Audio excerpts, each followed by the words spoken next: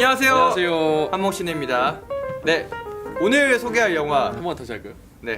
안녕하세요. 한몽신입니다. 네. 잠깐만 다시. 안녕하세요. 한몽신입니다. 저희가 오늘 소개할 영화는 네, 제가 먼저 몸으로 표현해드리겠습니다. 맞춰보세요.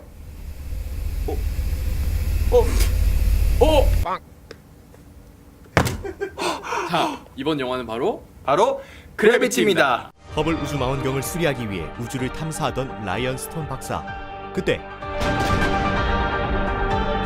소리도 산소도 없는 우주 한가운데에 홀로 남겨진 라이언. 지구로부터 372마일, 아름답고도 숨막히는 우주공간. 만약 그곳에 혼자 남겨진다면. 영화 그래비티입니다.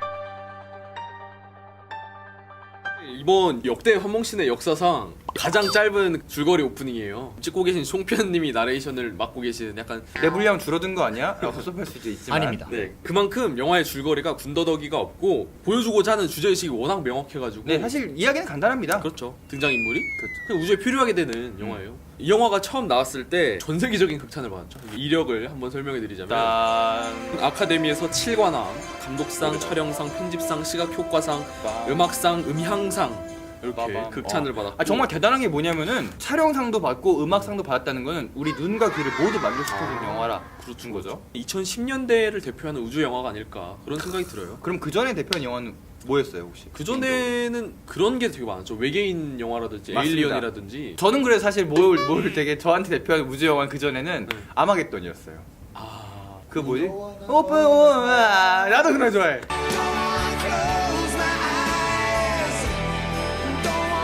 No no no all asleep cause I miss you babe. 그 노래 진짜 띵곡이거든요. 완전 클래식 고전 명작이에요.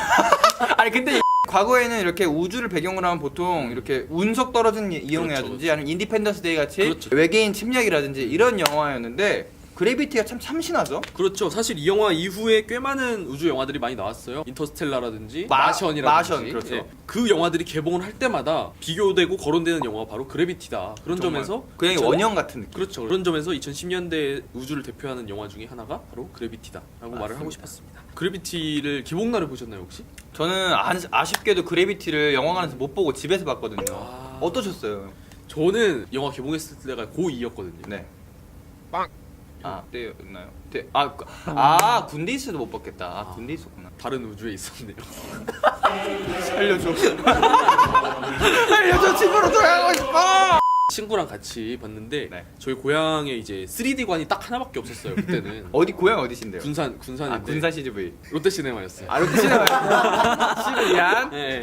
3D 안경을 끼고 보잖아요. 네. 온전히 몰입을 할 수 있는 반면에 네. 옆 사람에 대해서 전혀 신경을 안 써도 돼요. 영화를 다 보고 나서 정말 저 너무 경이롭고 너무 흥분이 돼서 엔딩 크레딧이 올라가고 있는 와중에 친구한테 진짜 대박이지 않냐? 3D로 보니까 장난 아니라고. 내가 가만히 있는 거예요. 난 감동해가지고. 그런 줄 알았는데 안경을 벗고 보니까 자고 있는 거지.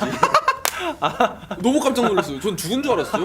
사람이 몰입해가지고 먼저. 이제 산소 질식 막 이런 걸로. 그래서 실제로 왓챠에서도 그런 멘트가 있죠. 너무 리얼한데다가 3D로 봐서 영화를 보는 동안 숨이 안 쉬어졌다.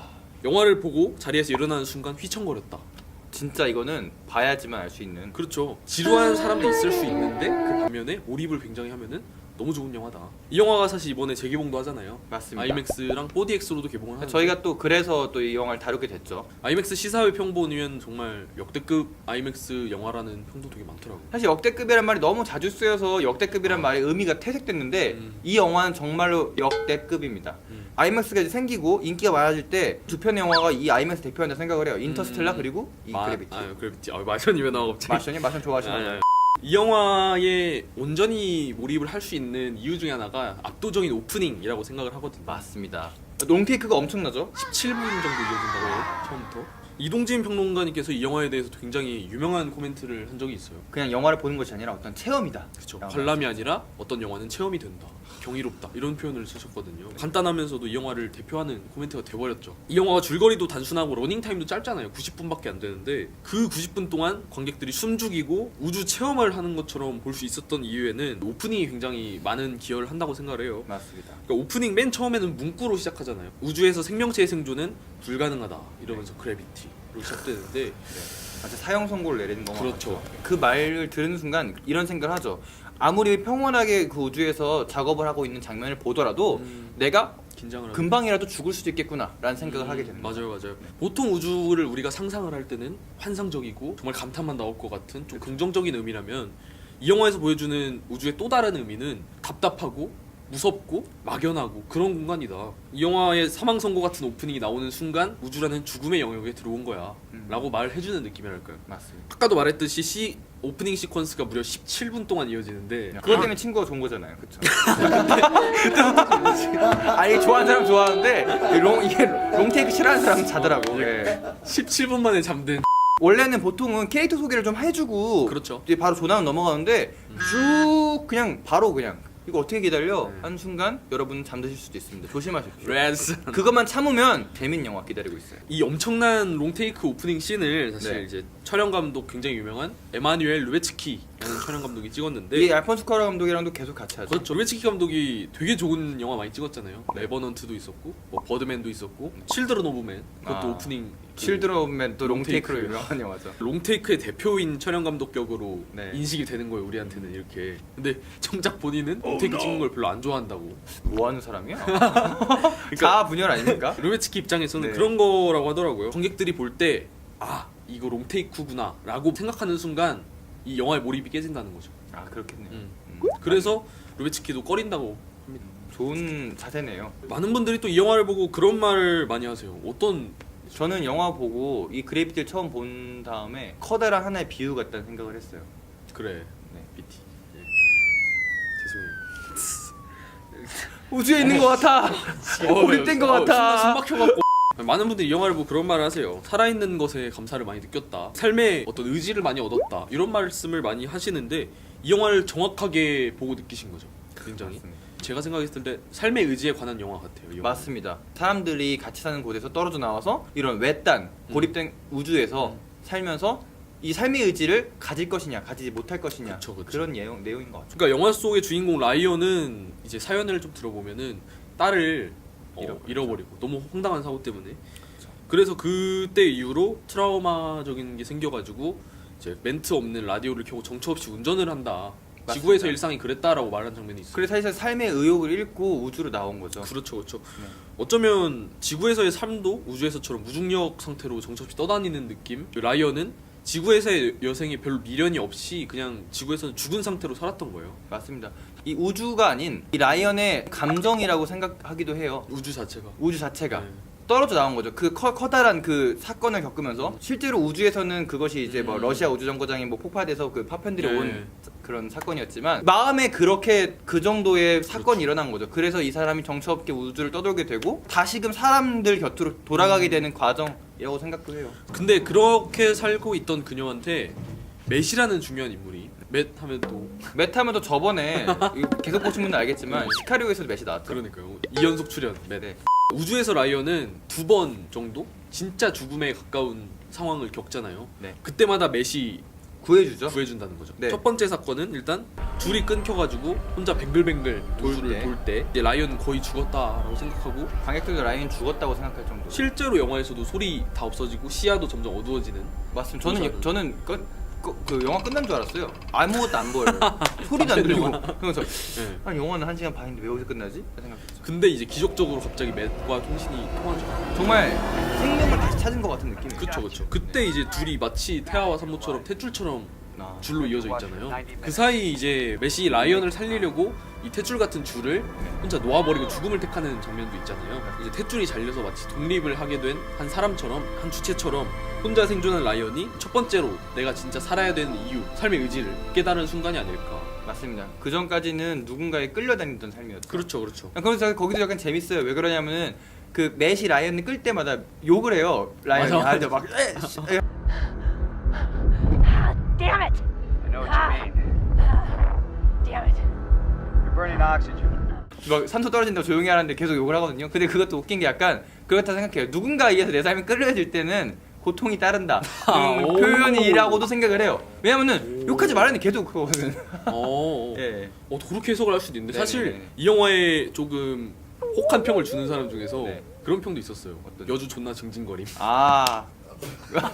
근데 그게 일반 사람인 거죠. 저는 맷이 약간 라이언의 심리 치료사 같은 느낌이라고도 생각을 해요. 영화 만약 이게 라이언의 하나의 그런 정신적인 세계라고 본다면은 그래서 이 사람이 이걸 끌어내려고 하니까 라이언은 싫은 거예요. 왜냐면 고통스럽거든. 순간순간 끌려 나올 때마다 욕도 하고 막 징징거리고 못하겠다고 막 계속 그러고 하는 거죠. 그만큼 한 사람이 고독에서부터 사람들로 나와가는 과정은 이만큼 힘들다는 걸 보여준다고 생각을 해요. 메시 죽고 네. 혼자 남은 라이언이잖아요. 이때부터는 혼자 살아야 되는 거예요. 죽거나 이제 연료가 떨어진 걸 알고 본인은 이제 죽음을 받아들이려고 합니다. 그 순간 두 번째 등장하죠. 두 번째가 등장하죠. 메시 라이언의 환상으로 등장을 해요. 정근수 깜짝 놀랐어요. 처음에 막 회치하고 들어오는 거야. 저도 깜짝 놀랐어요. 중대 다 죽어 그래. 좀 반가웠기도 했어요. 맨 처음에 진짠가 싶기도 했고. 네. 아, 안 죽었나 정말인가? 맞습니다. 했는데 그때 이제 대사들이 저는 이 대사를 듣고 나서 약간 망치로 뒤통수를 3개 후려맞은 네. 느낌이 들었어요. Then what's the point of going on? What's the point of living? Your kid died. Doesn't get any rougher than that. But still, it's a matter of what you do now. If you decide to go, then you gotta just get on with it. Sit back, enjoy the ride. You gotta plant both your feet on the ground and start living life. 그때서야 이제 라이언이 마음을 다 잡고 말하죠. 그 대사도 굉장히 인상 깊어요. 맞습니다. Can you tell her that I'm not quitting? 정말 자신 트라우마를 극복한 그렇죠. 멘트죠. 2차례 유사 죽음이랄까요? 유사 죽음 이후에 마치 그녀는 새로 태어난 것처럼 삶의 의지를 얻고 지구로 귀환해 성공하는 그런 이야기입니다. 근데 왜 이 영화의 제목이 그래비티. 딱 한 번 등장하는 그래비티냐? 이 영화는 무중력 상태가 계속돼요. 한 80분간. 맞습니다. 사실 중력 등장하는 건 맨 마지막. 딱 그 장면을 위해서 그렇죠. 어떻게 보면 그래비티라는 쓴 건데 제가 생각했을 때 이 중력이라는 것과 우리의 삶의 의지가 굉장히 비슷한 점이 많다고 생각을 해요. 중력은 힘든 상태일 때는 우리를 짓누르는 힘일 수도 있죠. 또 다르게 생각해 보면은 중력이라는 게 발에 네, 땅을 붙이고 살 수 있는 힘 맞습니다. 같은 느낌도 들어요. 다른 평론가도 얘기했지만 사람들이 우리한테는 중력이라고 생각이 들어요. 왜냐면은 우리 곁에 있는 사람들을 우리는 흔히 말해서 가장 같은 경우에서는 우리 가정이 나를 짓누르고 있는 중력이잖아요. 나에게 짐이 될 수 있지만 이 짐 때문에 또 세상을 살아가게 하는, 이 세상에 발붙일 수 있게 하는 또 중력이다. 발 붙일 수 있게 하는 힘이다. 실제로 중력이 없으면은 지구는 몇 초 만에 멸망한다고 합니다. 그렇죠. 그런 말이 있잖아요. 낙숫물로 바위를 뚫는다는 말이 있는데 네, 바위를 뚫는 게 사실 낙순 물의 의지는 아니죠. 그렇죠. 중력의 의지죠. 그러니까 중력이라는 힘이 어쨌든 의지라는 것과 굉장히 맞닿아 있는 힘이다라고 말을 하고 싶었고, 그러니까 중력이 일방적인 힘이 아니라 인력이랑 또 같잖아요. 만유 인력이라고도 쉽게 말을 하는데 어쨌든 서로 끌어당기는 거예요. 누구 한 사람이 짓누르거나 끌어당기는 게 아니라. 이동진도 그런 말을 하셔요. 삶을 짓누르던 관계의 인력이 결국 삶을 지탱하는 동아줄이 되는 경우다. 지구에서 관계에 짓눌려서 고통받아서 우주로 도망쳐온 라이언이 메시라는 사람과의 관계로 삶을 지탱하게 되는 이야기잖아요. 맞습니다. 삶의 의지, 즉 중력을 잊고 살아가는 게 결국 우주에서의 삶처럼 암흑 속에서 정처 없이 떠도는 죽은 삶과 같다라고도 얘기를 하는 거. 이 영화는 전반적으로 관계 회복에 관한 영화다라고 그렇죠. 생각을 합니다. 이 영화에서 빼놓을 수 없는 게 그 장면적인 비유죠. 맷과 라이언을 연결하는 건 탯줄. 탯줄이라고 보고요. 그러니까 많은 분들이 아시다시피 이 영화는 씬으로 어떤 생명 잉태의 과정을 나타내기도 한다라는 네. 해석도 많거든요. 삶의 의지를 잃고 죽은 채로 살아가던 라이언이 새로 재탄생하는 그런 과정인데 아까 탯줄의 비유 너무 명백했고 네. 너무 명백했던 이 씬이죠. 39분에 나오는 씬인데 이제 자료화면 나오겠죠. 옷을 벗고 이제 우주선 안에서 편안한 상태로 있는 라이언의 장면인데 네. 마치 이제 허물을 벗는 것 같기도 하고 태아가 태아 자궁 같기도 속에 하다. 편안하게 있는 장면. 이 비유가 엔딩으로 갈수록 더 명확해지는 게 지구로 귀환하는 장면이 있잖아요. 그 난자를 향해 달려가는 정자, 그 착상의 과정 굉장히 노골적이라고 생각했는데 저는 하필 라이언이 또 바다로 떨어지죠. 양수로 떨어지는 것 같은 느낌. 양수를 떠올리기도 하고 너무 과한 거 아니야 싶었던 거는 그 개구리 올챙이도 올챙이가 개구리 개구리 되는 되는 장면이죠. 생명의 진화를 나타내기도 하고 무엇보다도 가장 경이로웠던 건 역시 엔딩씬이죠. 중력을 처음으로 느끼고 어렵사리 두 발로 땅을 딛고 세상으로 나아가는 모습이 제가 느꼈을 때는 마치 첫 걸음마를 뗀 신생아 같았다. 아기가 세상으로 처음 나아가는 느낌도 많이 들었습니다. 자, 여러분, 영화 과연 정말 사실일까요? 여러분, 이 영화에 말이 안 되는 부분이 있습니다. 첫 번째, 아니 우리가 운동장에서도 태양을 못 보는데 이 사람들은 우주로 나가서 태양을 보고 아 정말 태양이 아름답군 이렇습니다. 말이 됩니까? 눈이 멀 거예요. 말이 안 되는 겁니다. 되게 공격적이네. 네, 아니 말이 안 돼요. 사실은 원래 우주인들은 네네. 여기 헬멧에 이 선바이저라고. 선바이저를 내려요. 원래는 네. 얼굴이 안 보입니다. 그게 원래 우주인의 모습이에요. 네. 그래서 서로 못 알아보고 막 그냥 목소리로만 알아들어야 되는데 영화잖아요. 아무래도 영화다 보니까 감정 표현이 중요하다 그렇죠. 안 나올 수가 없죠. 배우 값이 얼굴 값이 있는데 돈 얼마 줬는데 몇십억을 줬는데 그 얼굴이 나와야지. 실제로는 선바이저 없이 그 태양을 보면은 화상도 입을 뿐더러 실명을 한다고 합니다. 실명하겠죠. 사실상 메시 본 그 겐지스강 위에 해질녘, 떠오르는 해질녘. 해질녘에 있는 태양은 You should see the sun on the Ganges. It's amazing. 천국의 태양이에요. 이미 눈이 멀었습니다. 그 사람 앞을 보지 못합니다. 아, 또 하나의 고증의 오류 네. 말씀을 드리자면 아까 말했던 그 자궁의 태아가 구부리고 있는 것 같은 네. 신에서 훌렁훌렁 벗잖아요 네. 라이언이. 근데 그 장면도 과학적인 오류가 있다고 합니다. 실제 우주인들은 우주보 안에 90m에 달하는 튜브가 둘둘 말린 냉각 배기 장비복을 입고 있대요. 그렇죠. 입으려고 해도 몇 시간 걸린대요. 그 감압 과정. 아 그렇게 막 벗으려고 빼고 막 마찬가지고. 이렇게 압력 네. 조절 과정이 있어야 되는데.